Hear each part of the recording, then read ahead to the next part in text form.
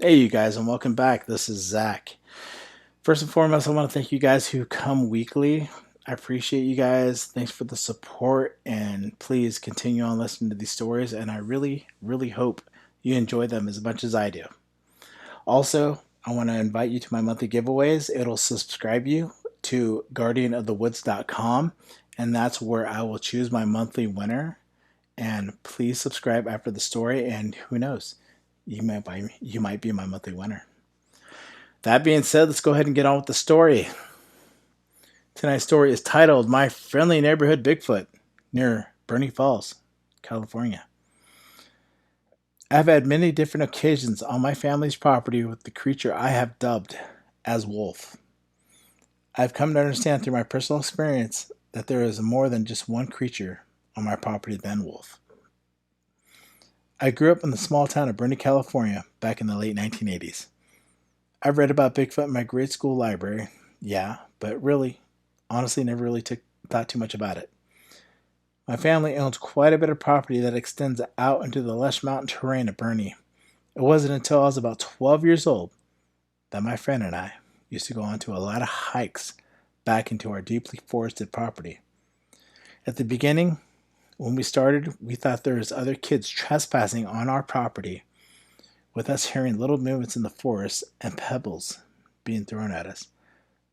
We felt someone had an eye on us the whole time.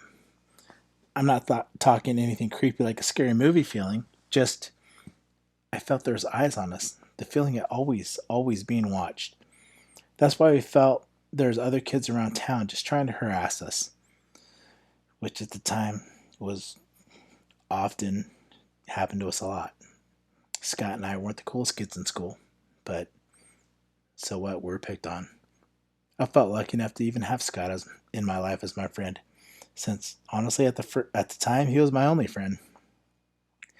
Things like this went on for years, and throughout the years, a lot has changed for a lot of us. I had lost my dad to cancer, and my only close friend, Scott, he and his family had to move to the Bay Area due to lack of work in the area.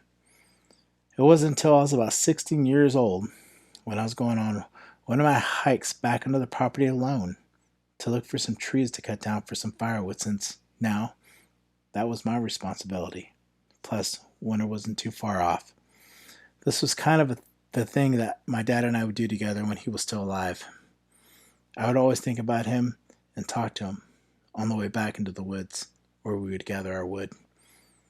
It wasn't until I began doing this alone that I became more and more aware of my surroundings. I started noticing little trees on the way up, little ones that had branches that were braided. That was odd to me. I really couldn't think of who or what or why anything would be doing that. I kind of thought we might have squatters, and if that was the case, I would have to involve the authorities. I eventually arrived at the area. My dad and I would go ahead and chop our wood for the winter, and I started on doing so. It was about 15 minutes in that I was cutting down my second tree. Right in the middle of it, I couldn't shake the feeling of being watched. Looking around, holy crap, I was being watched. I was checking out my surroundings when I noticed about 30 feet in a tree, about 20 feet from me, was a pretty healthy sized mountain lion. I always had my dad's rifle with me, very close, due to threatening wildlife. Usually we came across threatening wildlife, but mostly bears. I kept my eyes on him, and he kept his on me. I wasn't that big for a 16-year-old, but hey, I had my dad's rifle. I had no clue what to do about it. Do I scare it away? Do I wait for him to climb down?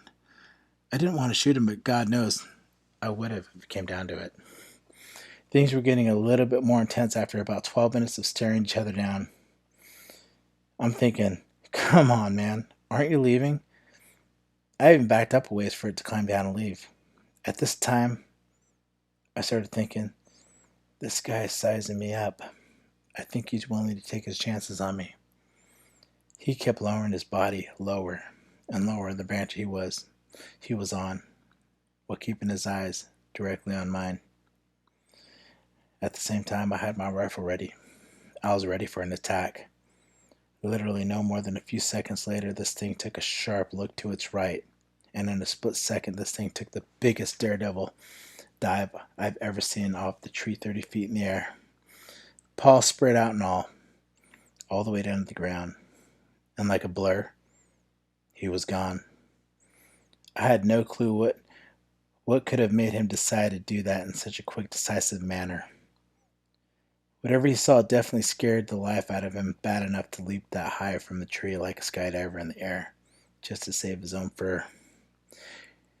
When I finally turned around and looked over to the direction the lion did, I was looking directly right at a squatted down, very wide monkey man with long brown hair and patches of black on him. He had a cone-shaped head with a wide nose. I knew what I was looking at, I just couldn't believe it was there. I had the feeling he wasn't intending on me seeing him at all, but he had full intentions on the lion seeing him. He immediately stood up and calmly walked back into the forest.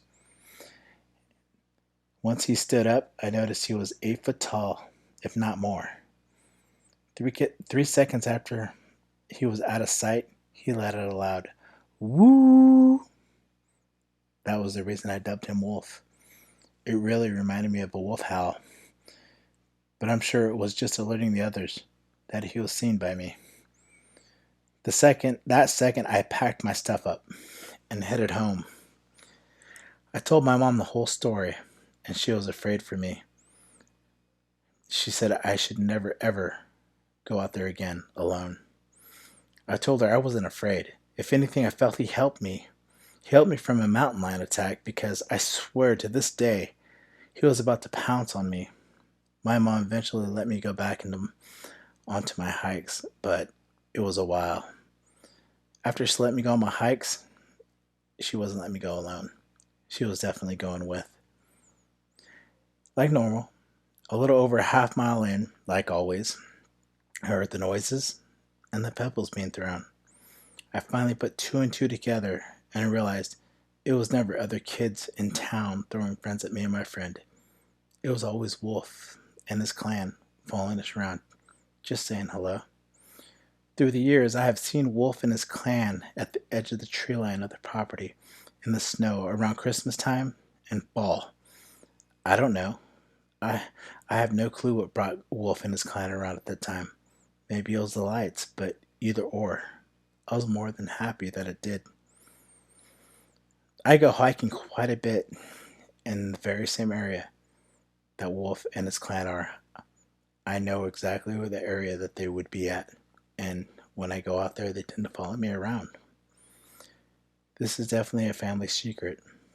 I fear people coming out in our area and trying to find Wolf and his clan. I feel somewhat of an understanding and a protective closeness to them, and I feel they should be left alone. Anyone who has the wonderful experience of seeing one with their own eyes understands this truth. The world would only want to capture and destroy them if given the chance, and I fear that.